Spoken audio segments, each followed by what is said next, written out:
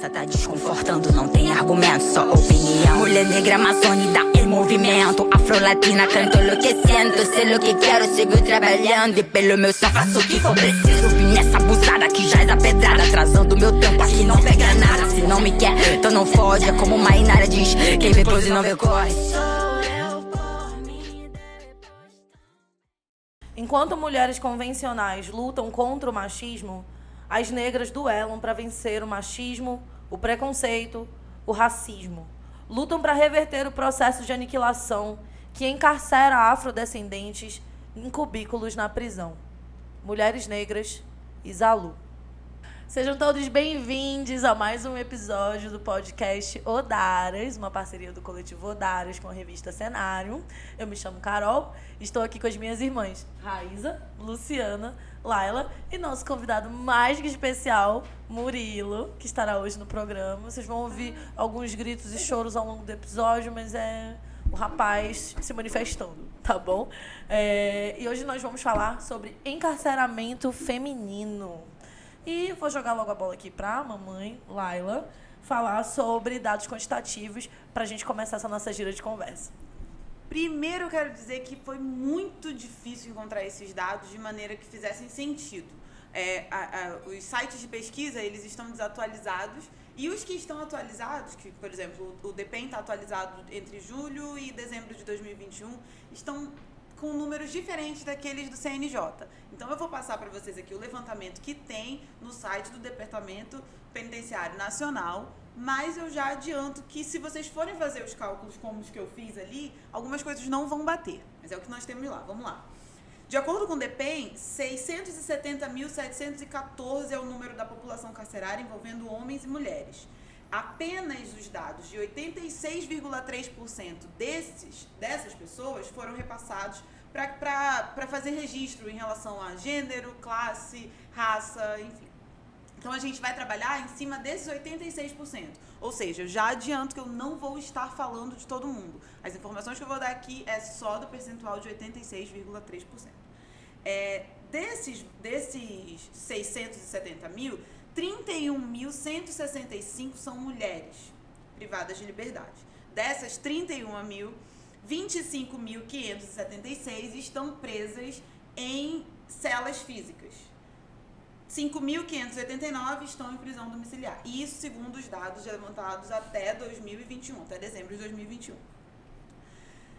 Dessas mulheres que eu mencionei, 66,47% são mulheres negras. Pasmem, muito mais que a metade. E que isso dá um número de mais de 17 mil mulheres.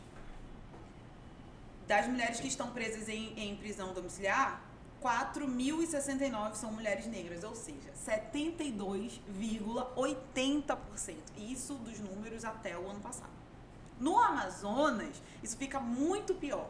5.181 é a população carcerária, com apenas 95,7% da informação. Ou seja, também não vou estar falando de todo mundo que está em prisão, está encarcerado no Amazonas. Desse número, 776 são mulheres privadas de liberdade.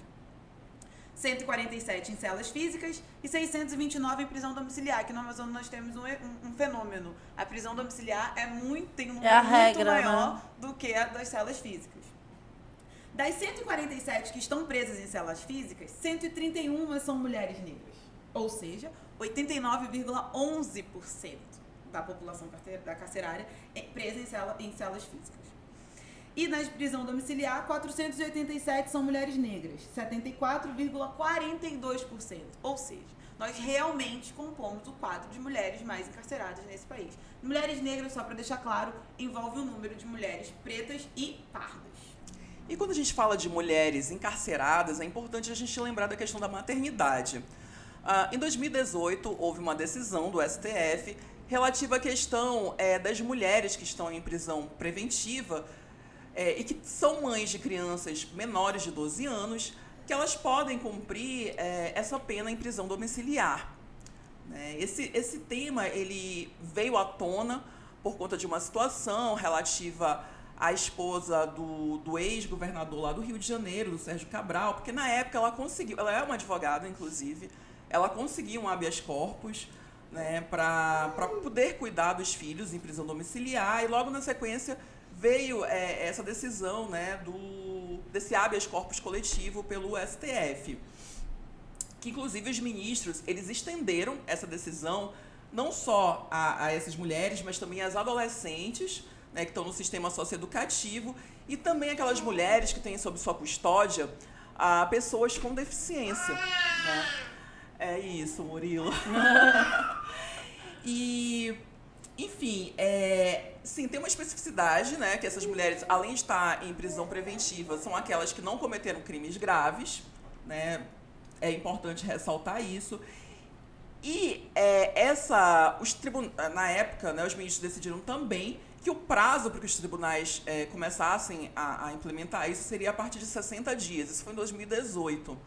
Né? Eu vi algumas pesquisas de que 2 anos depois a situação ainda não estava totalmente efetiva, né? Muitos juízes se negavam, colocavam alguns obstáculos para que isso realmente acontecesse. E só colocando um parêntese, Luciana, fica muito nítida a questão do racismo também, porque, querendo ou não, a mulher do governador é uma mulher branca, super privilegiada. Sim. E por mais que tenha, né, havido uma extensão dessa decisão, isso vai atravessar também o racismo de magistrados, de promotores de justiça, com né? certeza.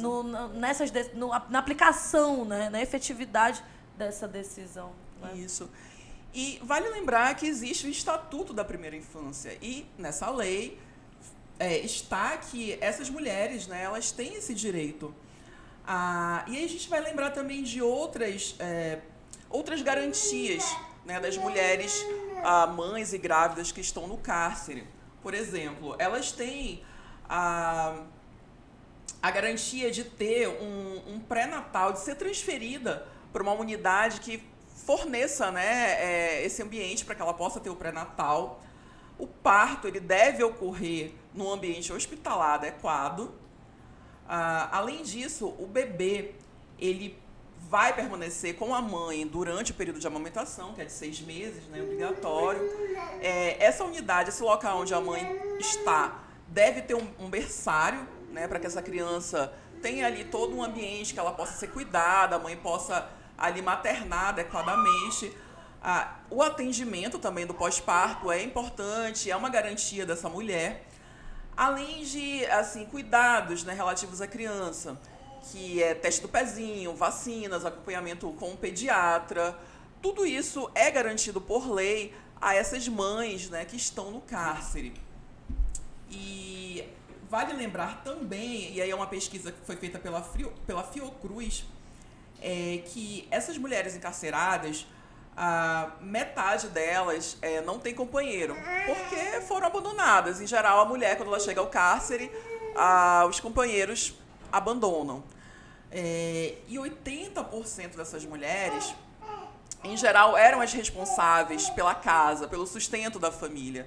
Né? Então, fica essa reflexão sobre os efeitos que isso acaba causando nas crianças, né, nos adolescentes, nos filhos dessas mulheres que, além da distância da mãe, né, ficam também expostas aí a essa desassistência mesmo, né? Ficam à própria sorte, digamos assim, por mais que tenham. Né? Isso ao contrário do que determina a legislação, né? Porque tá muito bonito o que está escrito, mas a gente vê que nem aqui fora as mulheres negras têm acesso ao pré-natal, imagina lá dentro. E que pode virar realmente um ciclo, porque essa criança, sem o amparo, né, necessário, muito provavelmente ela vai estar exposta ao perigo de também ingressar, às vezes, no crime organizado, no tráfico, até mesmo na prostituição, enfim. É bem complexo e como a Lala muito bem colocou, né? Mulheres negras fora do cárcere já não têm acesso a essas questões de dignidade básica. A gente bem sabe que lá dentro não existe pré-natal, não existe médico, não existe ambiente hospitalar, não existe berçário. Só existe realmente genocídio, morte, enfim, condições... Eu não vou nem dizer desumanas, porque eu acho que desumanas é uma palavra leve demais, né? Interessante fazer um contraponto a todo esse dever ser que você trouxe, né, Luciana, das garantias que o Estado deveria promover para essas mulheres encarceradas e seus filhos. porque falar da lei de drogas, que é a lei 11.343 de 2006, é falar de algo que funciona, né, para esse Estado que quer realmente dizimar essa população negra. Em que sentido? Né? Essa lei ela foi instituída para justamente prescrever medidas de prevenção de uso indevido, atenção e reinserção social de usuários e dependentes de drogas. Né? O nome é lindo. Reinserção social é ótimo. Já sabemos que não funciona nesse sentido. Né? Então, assim, o grande debate sobre essa lei é justamente, eu vou até pontuar aqui, é um artigo em especial, que é o artigo 28, parágrafo 1º. Por quê? Esse artigo 28, ele vai trazer quem é esse usuário e que é esse suposto traficante. Né? Ele vai tentar trazer de forma super vazia, cheio de lacunas, e vai jogar essa interpretação para quem? Para o juiz. Né? O juiz que vai interpretar. Aí tem um outro... Como assim, Raíza? Porque a lei ela não é específica para falar quem é o traficante e quem é o usuário. Não conceitua, né? Então, não tem como. Então, assim, aí é que esse ciclo, você trouxe esse ciclo, né, desses desamparos, aí nós temos o ciclo que envolve quem vai julgar, quem vai interpretar e quem vai ser a testemunha, que é o juiz de direito, o Ministério Público e o policial militar. Né? Porque quando nós falamos em usuário, nós não temos um parâmetro para determinar quem é o usuário, quanto né, desse entorpecente que vai ser considerado. E eu ainda te faço um ponto que você tem que ver quem é o réu também, né? Já vou chegar lá. Já vou chegar lá. O que é a maior população carcerária? A Laila trouxe muito bem dados, em que todos os dados atingem a população negra. E aqui nós estamos falando da população encarcerada negra feminina. Então, quando é abordado esse traficante, né, que pelas quantidades que eu fiz um levantamento, um estudo, são quantidades assim, um saquinho, um sachêzinho daquele de restaurante, aquele menor possível de sal, ele é preso, ele é qualificado com penas duríssimas e qualificado como traficante. Ou seja, não tem uma medida para isso. Não existe uso pessoal. Não existe. Mas existe um parâmetro para quem vai julgar, quem que eles estão julgando. Isso. Né? Então, assim, é a própria polícia militar que aborda, né, que faz esse policiamento ostensivo. Ele já é testemunha.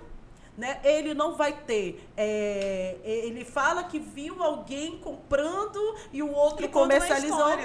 Mas não aparece o comprador, né? Ou seja, quem é encarcerado é o traficante, ponto final.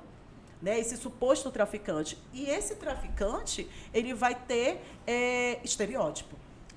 Sim. Preta, pobre, favelada, chefe de família, né? E por muitas vezes é usuária, né? Não, baixa escolaridade ou nenhuma escolaridade, à margem da sociedade. Essa é a cara da população feminina encarcerada. Ao passo que a cara da população liberta na audiência de custódia com 1 quilo de cocaína sendo considerado usuário, é totalmente diferente. Olha, eu lembrei, isso que eu já ia comentar, que essa abordagem, na mesma situação, o branco, a branca, não tem precisão, né? Poxa, aqui, ó, 3 quilos de maconha, de cocaína. Não, mas tá no carrão, é estudante, universitário, blogueira, influencer, empresário. Nunca vai aparecer numa manchete como traficante. É sempre não estudante de medicina no Rio de Janeiro, é preso. Filho de juiz. Ao passo que, se for um preto favelado, uma preta favelada, com sachê de sal, andando na rua, possivelmente não vai ter como provar que tem um emprego fixo, é encarcerado. E Raíza, eu só queria fazer mais um adendo aqui na tua fala. Falando profissionalmente como advogada que já atuou em processos de crime de tráfico, a gente tem, para além dessa situação com relação aos magistrados, ao Ministério Público e à própria Polícia Militar, e eu estou falando especificamente da atuação das polícias, casos de fraude dentro dessas prisões, onde a pessoa é presa com uma quantidade de droga X e chega na delegacia, ela tem 5X. E aí a pessoa não sabe explicar de onde saiu essa droga. E aí dentro da delegacia essa pessoa é submetida à tortura para poder confessar confessar que estava com uma quantidade de droga maior, porque senão ela, enfim, né, vai ser ameaçada de morte. Ou vai O morrer policial mesmo. tem fé pública, então o que ele disser é verdade. E por muitas vezes essas pessoas são presas completamente sozinhas, não tem registro de vídeo, não tem registro de foto, não tem testemunha ocular. E aí você fica, a pessoa que prendeu é a única testemunha de um processo criminal. O juiz tem essa visão já enviesada. Isso né? se tu deixar chegar a acontecer, né? Porque existem muitos casos em que o policial age e leva isso para o processo como se fosse uma reação. Então, assim, se a pessoa chega a ser julgada, é porque ela tá viva. Ela saiu no lucro, porque muitos nem chegam, né? Acontece um tiroteio de uma arma só, vindo E quando, de um canto só, e com quando alvo você, só. inclusive, argumenta isso nas petições direcionadas para o juiz. Meu cliente foi vítima de tortura, tá aqui foto dele cheio de hematoma. Simplesmente é ignorado. Você falar E de assim, tortura, você falar de racismo, Não muitas será levado vezes em nesses consideração. tipos de Não vai processo, funcionar. onde o estereótipo já traz o julgamento, é querer ser ridicularizado na frente do judiciário. E sempre tem essa questão histórica mesmo, né? É sempre importante lembrar. Maconha, por que maconha é criminalizado? Porque é erva de preto. É preto que começou a usar maconha. Usava de forma medicinal, enfim, era Terapêutica, né? uma forma cultural. Então, para que serve, assim, quem estuda criminologia sabe muito bem disso. Para que serve essa guerra às drogas? É Pra para prender preto. prender preto. É essa a finalidade, né? Vamos ser bem claros nisso. E isso nós chegamos até uma conclusão, vou colocar dessa forma, que essa lei 11.343 é para exercer essa seletividade penal. Não existe outro intuito, é para promover, combater, não. O combate às drogas não é ali na favela, não. É quem detém de todo esse poder, desse arsenal para movimentar bilhões, né? É Milhões só de fazer uma reais. análise que é muito simplista. A lei foi promulgada em 2006. De 2006 para 2022, o tráfico de drogas acabou, o tráfico de drogas diminuiu, o encarceramento em massa da população negra, Aumentou. o tráfico de drogas aumentou, diminuiu. A gente precisa falar sobre descriminalização de drogas. A gente E as não adianta mais falar de operações? morte, de guerra, sabe? As operações contra as drogas, a quantidade de morte que gera para as pessoas das comunidades. A gente vê isso muito. Assim, na mídia a gente vê mais no Rio de Janeiro, em São Paulo, mas a gente vê isso aqui em Manaus também, né? Quem mora na periferia sabe disso. Até quando as operações estavam suspensas, elas estavam acontecendo Sim. para matar nossa gente. E eu queria falar aqui, já puxando o gancho para Por favor. o meu tema, de que a guerra às drogas, ela é o motivo ensejador da maior parte das prisões, inclusive de mulheres pretas no Brasil, mas a gente tem também uma figura que se chama furto famélico, né? Para quem não sabe, o furto famélico ele acontece quando uma pessoa furta para poder comer, né? Um furto que deriva da fome, né? E a gente sabe que o Brasil voltou ao mapa da fome, né? Nesse período de pandemia e sob o governo, enfim, do inominável presidente. O Brasil já voltou para o mapa mundial da pobreza e nós temos aproximadamente 19 milhões de pessoas passando fome no Brasil. A maior parte dessas pessoas, não duvidem, são pessoas pretas. E, em sua maioria, mulheres pretas que chefiam famílias, né? Então, esse efeito dominó, esse efeito em cadeia, acaba desencadeando um aumento no número de furtos famélicos. Eu trouxe aqui alguns números. Mais uma vez, a gente esbarra na questão da subnotificação, porque, por exemplo, o Amazonas não tem esses números fechados, né? Enfim, dados da Secretaria de Segurança Pública são bem vagos nesse sentido, mas eu tenho aqui alguns dados quantitativos de Salvador, na Bahia, que dá pra gente, enfim, utilizar como parâmetro. Em 2017, 11,5% dos presos por furto eram presos por furto famélico, né? Então eram presos realmente porque, enfim, roubavam para comer. De 2017 para 2021, esse número aumenta para 20,25%. Ou seja, e a gente também está trabalhando com uma subnotificação nesses dados da Bahia, tá? Esses dados foram levantados pela Defensoria Pública do Estado da Bahia. Então, a gente tem um aumento de quase 10% em 3 anos. E isso deriva da fome, tá? Então, a gente tem esse tripé, né? Que é a fome, o racismo e a tortura. Porque você manter pessoas em situação de vulnerabilidade social, em situação de insegurança alimentar, é tortura. Você prender pessoas, encarcerar pessoas porque elas estão furtando para comer é tortura. Não existe outra palavra, não existe qualquer suavização. Não, porque a gente tem que fazer cumprir a lei. Tudo bem, mas e a Constituição que determina que a pessoa tem que ter dignidade e comida na mesa? que determina que o poder público tem que fornecer condições básicas e mínimas para a sobrevivência dessas a pessoas. segurança alimentar, né, Carol? Que inclusive nós tratamos em outro episódio Exatamente. daqui do podcast, né? E a gente fala muito também sobre o poder público, sobre o sistema prisional, sobre o sistema de justiça, mas a gente tem também que falar sobre a iniciativa privada e sobre empresas de segurança privada, por exemplo, que são as primeiras que têm contato com essas pessoas dentro de supermercados, né? A gente vê inúmeros casos de mortes dentro de supermercados de pessoas racializadas, tortura de pessoas que furtaram para comer dentro de supermercados. Se você pesquisar no Google, rapidamente você vai se deparar com pelo menos uma dúzia deles, né? Então, mais uma vez, a tortura presente, e é uma tortura que é incentivada pela iniciativa privada, porque é muito mais importante, por vezes, um pacote de biscoito de R$2 do que a dignidade e o poder de alimentação, a possibilidade de uma pessoa preta e pobre se alimentar. É muito mais importante um pacote de biscoito de R$2, né? E é um entendimento que, em tese, é pacificado no STF, de que existe o princípio da insignificância, né? Que o furto famélico não constitui crime, deixa comprovado. Gente, isso, quando chegar no STF, vai ser discutido, porque na base a pessoa vai ser presa, vai passar anos encarcerada por conta de um pacote de biscoito, por conta de, enfim, um pacote de feijão, sabe? Então, quando a gente fala de princípio da insignificância, na verdade, o insignificante é a vida da pessoa. Dessas pessoas. Né? Então, assim, eu queria só colocar mais um dado quantitativo aqui, que é com relação a esses 19,1 milhões. Esse dado ele faz parte do Inquérito Nacional de Insegurança Alimentar no contexto da pandemia de Covid-19. Né? E esses dados são de dezembro de 2020. Então, de 2020 para cá, com certeza, esse número já aumentou consideravelmente. Né? Falando de aumento, Carol, eu queria só acrescentar que na busca por esses dados que eu não encontrei, foram muitos dados que eu não encontrei, quando eu estava vendo sobre furto famélico no Amazonas, eu vi que o último levantamento foi de 2016.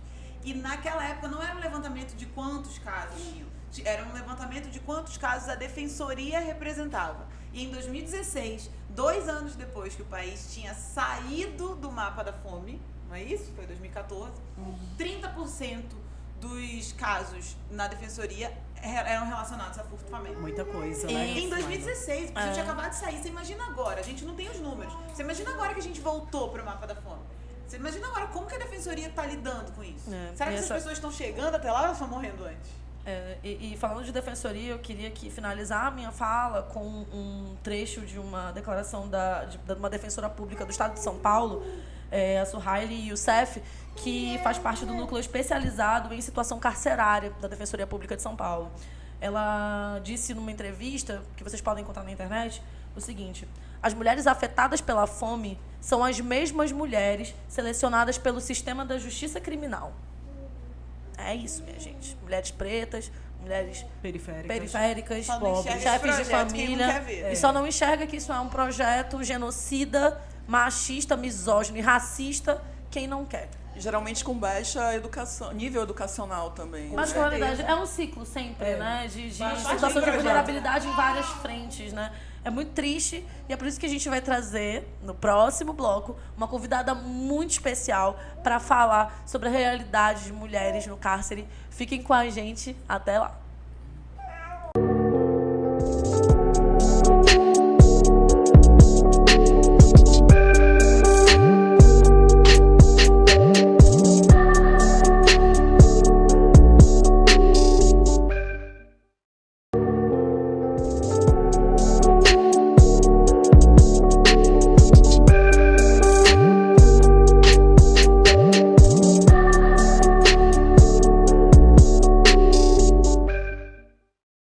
Estamos de volta com mais um episódio do podcast Odaras e agora nós vamos iniciar a nossa gira de conversa.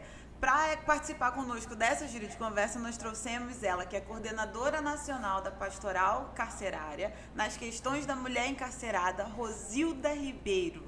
Fale um pouco de você pra gente. Olá, bom, eu sou a Rosilda, eu moro aqui em Três Lagoas, no Mato Grosso do Sul.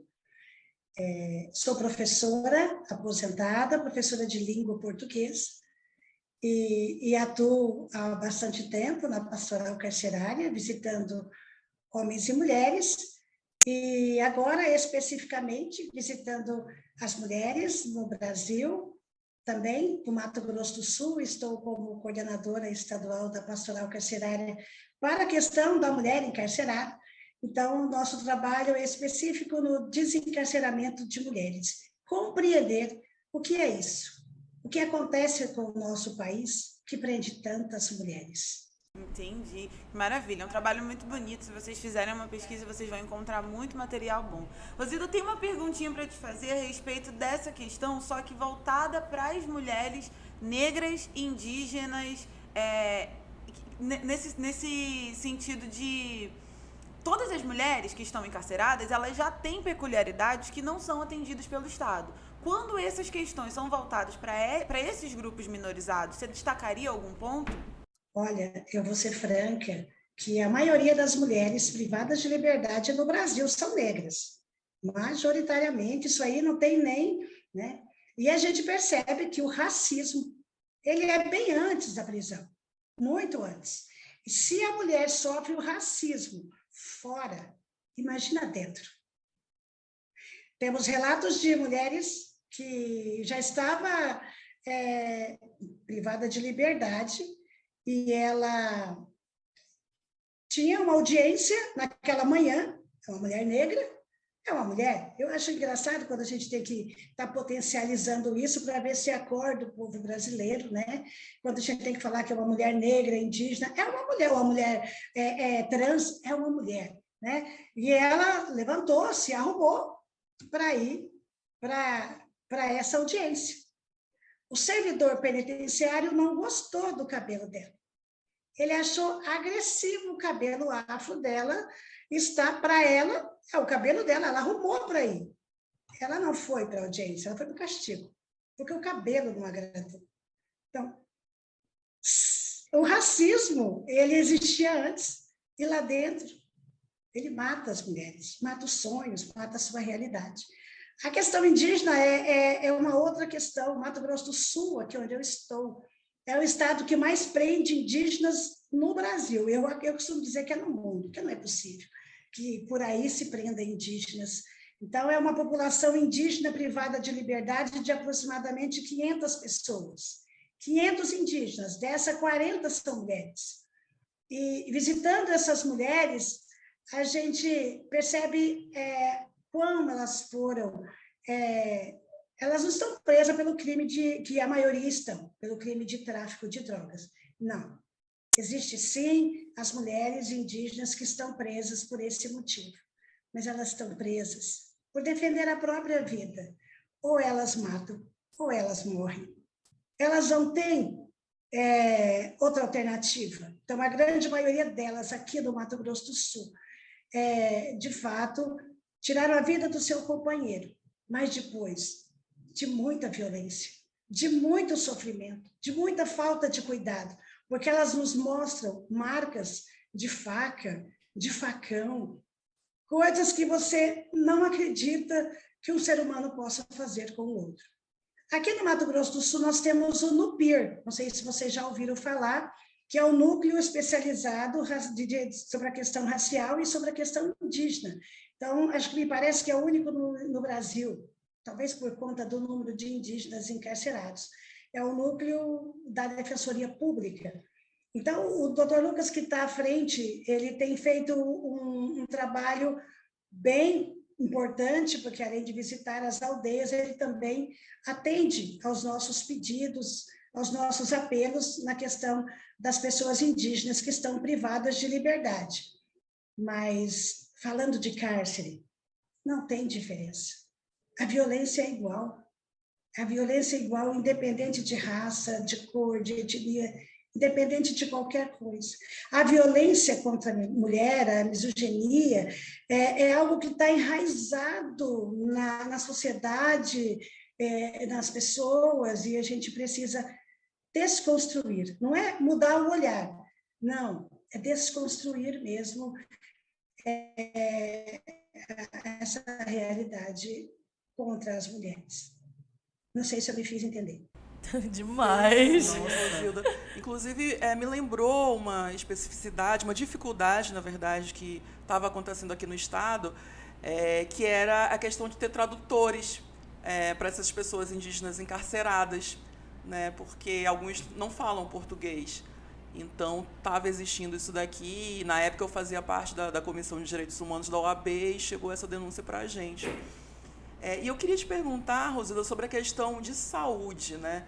Quais seriam as principais dificuldades hoje desse atendimento no cárcere? E a gente ainda não saiu da pandemia, né? Eu lembro que teve assim, inúmeras denúncias durante esses 2 anos, inclusive de falta mesmo de uma política, né, ali, pública definida na hora para cuidar dessas pessoas, para fazer levantamento de quanto estavam doentes, depois a questão da vacina. O que é saúde? O que é isso? É uma pergunta que a gente faz, porque não tem. As mulheres privadas de liberdade, mesmo que ela seja lésbica ou um homem cis, que estão ali no presídio feminino, precisa de tratamento ginecológico, de todo cuidado. Olha, não tem ginecologista nos presídios femininos. A UBS não funciona. É quando a gente fala de saúde. Será que, eu volto a perguntar, parece que o Estado brasileiro, na hora de punir, encontra a legislação. Na hora de garantir direitos, mesmo estando privada de liberdade, a legislação desaparece. Não tem políticas públicas de saúde dentro dos presídios. O que tem são, na grande maioria, remédios vencidos ou, na verdade, elas precisam ser silenciadas. Elas têm saudade. Esses dias no presídio eu perguntei, brincando com elas, que a gente chega assim, eu falei, tem alguma pessoa doente? Elas falaram assim, e um único som. A nossa doença é saudade. É saudade de casa, saudade dos nossos filhos e filhas, da nossa família. É saudade. E o que nos dão aqui é remédio para a gente ficar em silêncio, para a gente não falar, para a gente não chorar, para a gente não discutir. Então, o que tem nos presídios são psicotrópicos. A droga lícita, usada de uma forma misógina, de uma forma cruel contra as mulheres. Porque nós falamos mesmo, claro que nós falamos. Por isso é que a gente tem voz. E a gente vai buscar essa voz. Então, lá dentro, nós somos essa voz e trazemos aqui para todo mundo escutar. Não tem saúde, elas estão doentes, elas estão com saudade, elas não têm o mínimo de dignidade para manter mesmo essa saúde, não só mental, mas física. O absorvente vem 8 unidades para uma mulher usar durante um mês. Nós somos mulheres. 8 unidades daquele mais sem vergonha que existe, vamos logo falar a palavra certa, tá? E aí como é que fala de saúde? Com um pacotinho de absorvente por mês, a gente sabe que depois, se tiver papel higiênico, elas vão usar o papel higiênico ou até o miolo de pão e contrair outras doenças ginecológicas. Mas cadê o ginecologista? Cadê o cuidado? Não tem saúde. Até desse tópico, me fez lembrar da questão das mulheres grávidas, né? Então, eu queria saber como é que está essa situação do pré-natal dentro do presídio, porque do lado de fora a gente tem pesquisas que revelam, já que você falou que a maior parte das encarceradas são mulheres negras, aqui do lado de fora a gente já sabe que elas têm uma grande dificuldade, né, de conseguir esse pré-natal. E dentro do cárcere, como é que é essa situação? Aí fica naquela fila para poder fazer o exame, e segundo o sistema prisional, a fila é do SUS, igual, mas a gente sabe que não é igual. O tratamento da mulher privada de liberdade é diferente, mesmo não sendo boas condições que são tratadas aí fora do cárcere, dentro do cárcere demora muito mais. Às vezes precisa da escolta para levar, não tem carro, não tem o motorista, não tem a escolta, não tem como ir. Muito contraditório, né? Porque a gente ouve as orientações do Sistema de Saúde, Sistema Nacional de Saúde, todas essas orientações dizendo que a gente precisa buscar isso, principalmente durante a gravidez, para garantir a segurança da mãe e da criança. E quando isso está nas mãos de o Estado oferecer, ele simplesmente finge que não existe e deixa essas mulheres...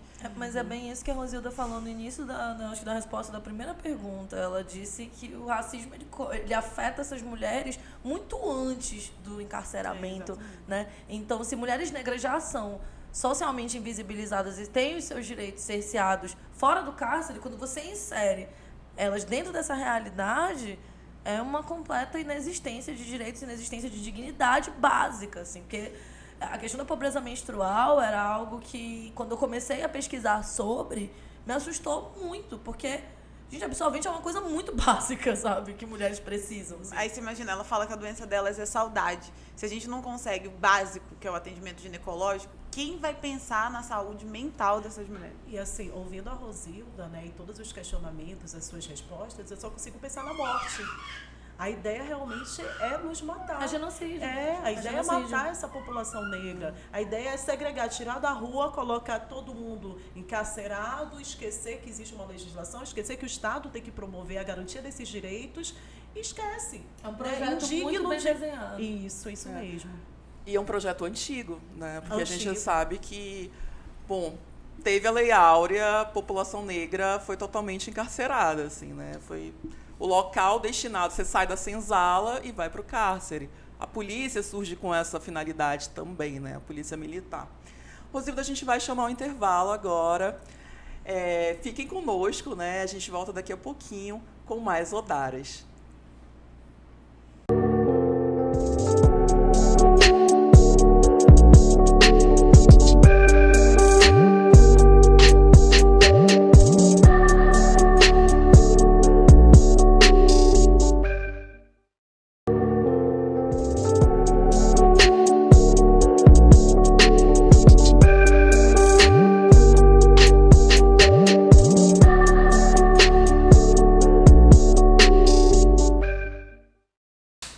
Estamos de volta com essa segunda rodada de perguntas aqui no podcast Odaras, com a nossa convidada Rosilda Ribeiro, e nós estamos falando sobre encarceramento feminino. Rosilda, eu elaborei aqui uma pergunta que é uma curiosidade realmente pessoal, porque é objeto de debate com amigos, com parentes, colegas de trabalho.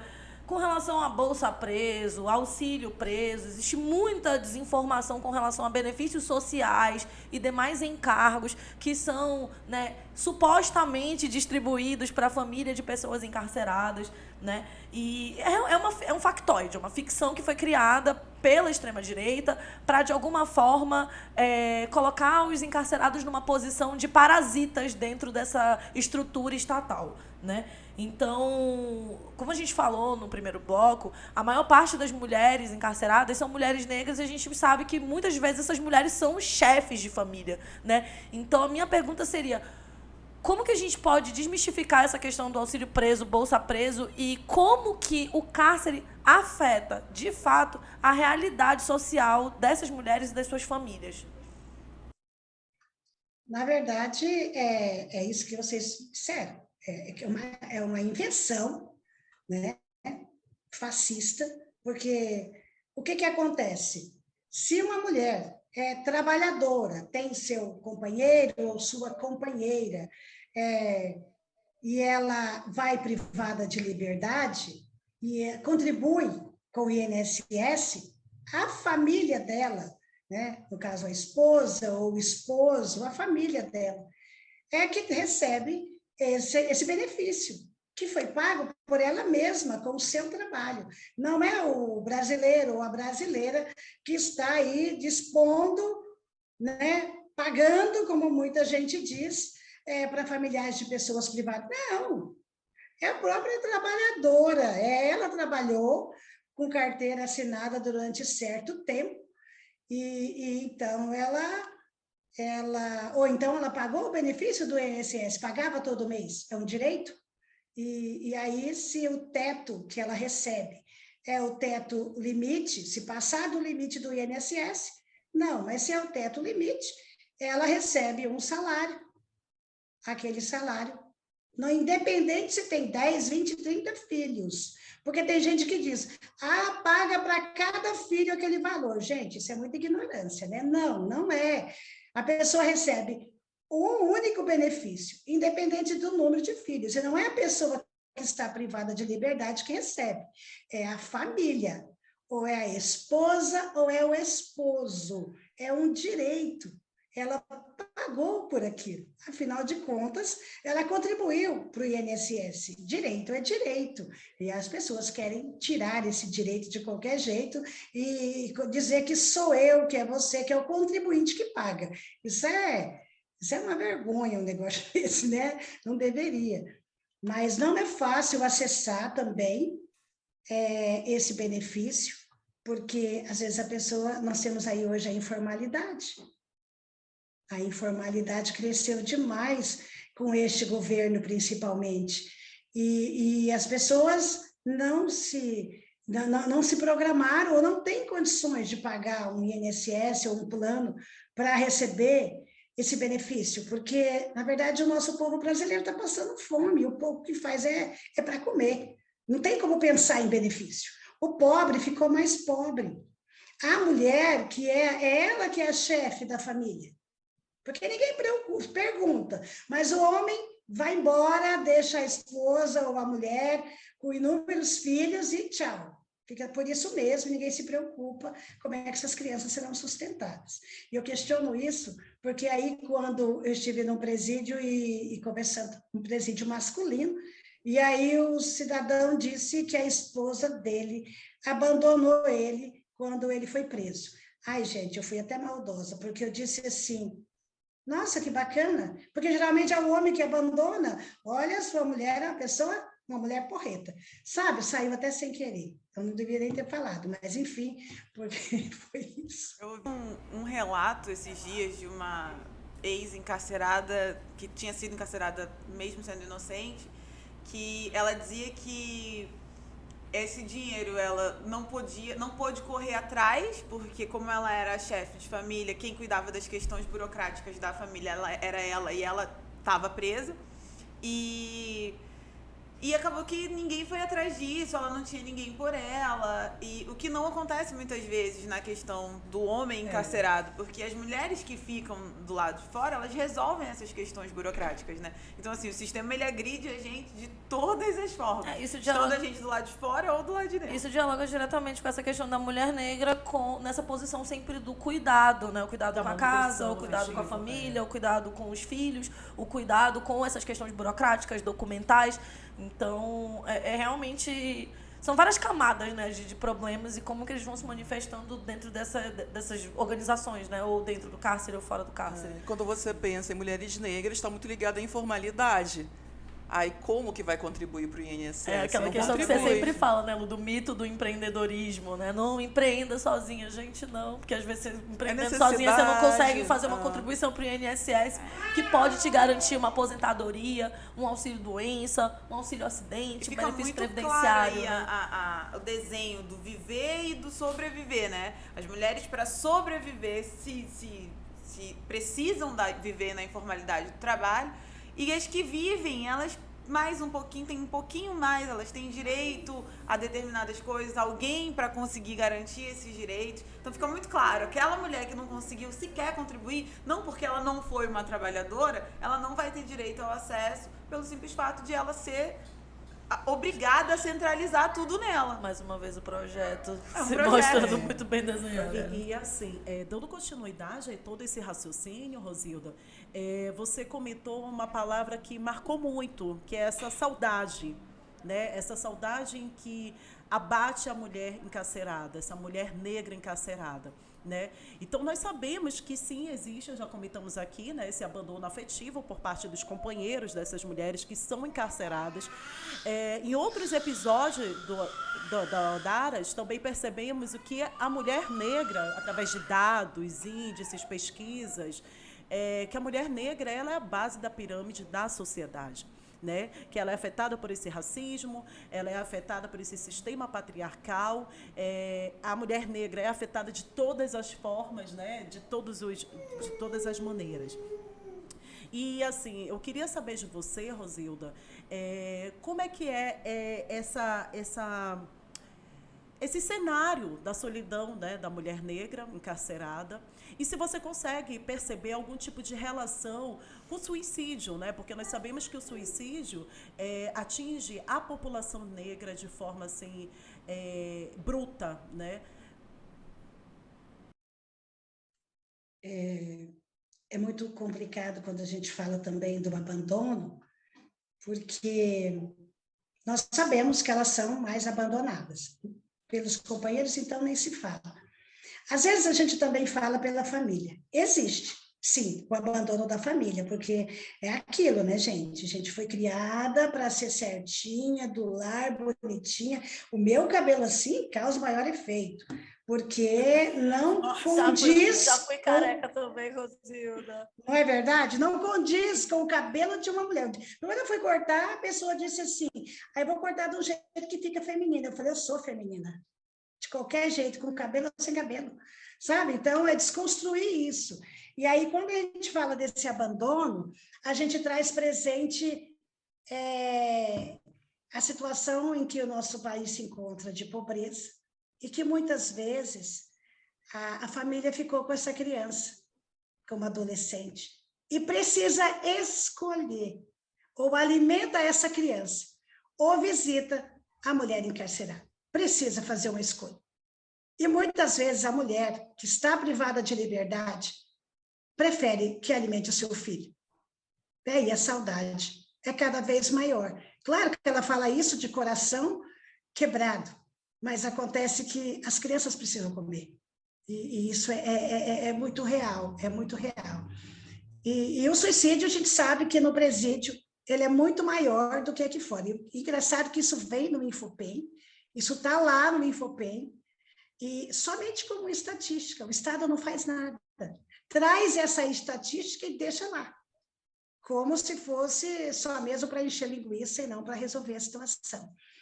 Então, acontece sim, do suicídio, até por conta da saudade. Acontece. E assim, é mais uma pessoa que morreu. Sem nenhum cuidado, sem nenhuma preocupação, mais um número que foi riscado, mais um CPF apagado, como alguns falam, sem nenhum respeito com o que ela sente, o que está acontecendo com ela. Então, o nosso trabalho enquanto pastoral carcerária é fazer esse diferencial, é escutá-las.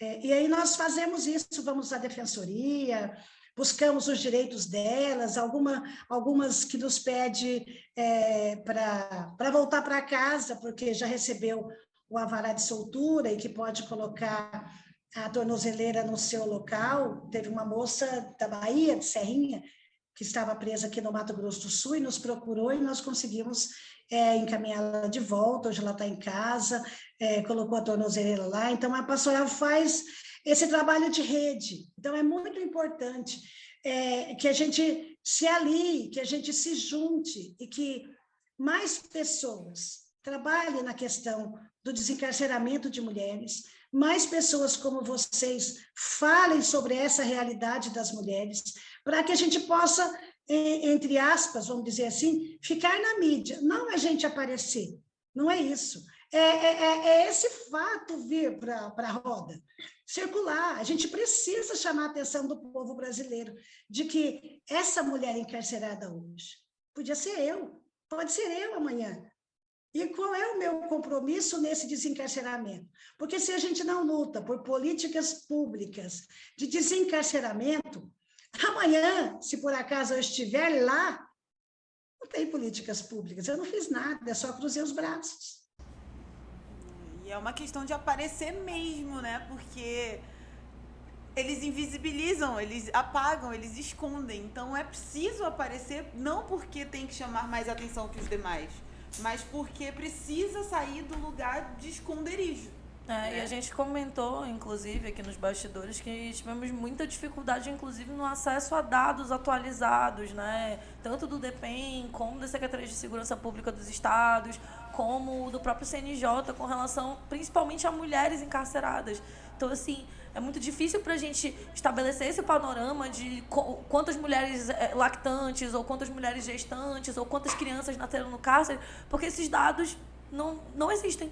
É como se essas mulheres não existissem, sabe? E se não existem dados, não existem políticas públicas, né? Porque é extremamente necessário você conhecer todo esse panorama para poder pensar no que vai ser feito ali. Foi como você falou, né, Lu, que o próprio DEPEN foi completamente desestruturado, né, na vigência do governo Bolsonaro. Então, é mais uma prova de que o nosso atual presidente odeia as mulheres, e odeia mulheres pretas, e odeia mulheres no cárcere.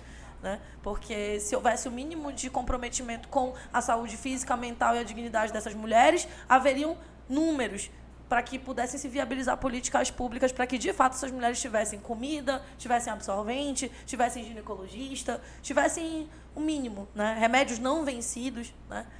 Tivessem apenas o que a lei determina, né? Já que e o que qualquer pessoa precisa para sobreviver. Sim, é o mínimo existencial, sabe? Mas é aquela história também. Vocês comentaram sobre dados, de saber esse quantitativo, né, dessa população carcerária feminina negra, né? Vou colocar dessa forma.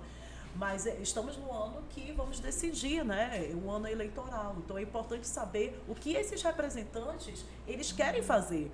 Porque, assim, política pública, ok. Legislação, ok. Dados quantitativos, ok. E aí? Como é que você vai fiscalizar? Como é que você vai garantir, né, esses direitos fundamentais para essas mulheres? Né? Porque não adianta só pensar na mudança se essa mudança não vier no conjunto. Né? E, Rosilda, você quer deixar uma mensagem final? É um prazer de verdade poder ouvi-la. Então, eu acredito que a população amazonense só tem a ganhar com você. Olha, eu quero agradecer pelo convite, fiquei muito contente. Que bom, né? Que tem mais gente falando sobre isso. Eu estava olhando hoje no site do CNJ, traz como o número de mulheres encarceradas 48.896. E no Amazonas, aproximadamente 500, né? 497. É muita coisa. São muitas mulheres. Então, a mensagem é essa, que nós precisamos ter sororidade, cuidar umas das outras. Não ficar preocupada com ciumeira, quem aparece mais, quem fala mais, não. É cuidar uma da outra. Eu tenho até tatuado nas minhas costas uma filosofia que eu uso na minha vida, que é a filosofia Ubuntu. Eu acho que se nós fôssemos um pouco mais Ubuntu, seria diferente, muito diferente. Então, a mensagem que eu deixo para cada um e para cada um é essa. Ubuntu. Obrigada. Muito obrigada, Rosilda, pela participação. Né? Maravilhoso. Maravilhosa. Você é importantíssima para a população brasileira, para o nosso país, né? Que você consiga ter força, ter mais esse umbuto, né? Mais proteção para continuar com esse trabalho, que é grandioso. Tá? E esse é mais um episódio do Odaras, em parceria com a revista Cenário. Obrigada pela audiência, obrigada a todos que nos acompanham, todos, né, que comentam, que compartilham, que nos abordam, né, e agradecem pelo projeto, tá? Teremos um próximo episódio e nos acompanhe mais para essa gira de conversa. Inclusive vai ser o último da temporada. É verdade. Gente. Esse é o penúltimo episódio da temporada, né? Então, mas a gente volta, a gente promete. Voltaremos. Axé. Axé.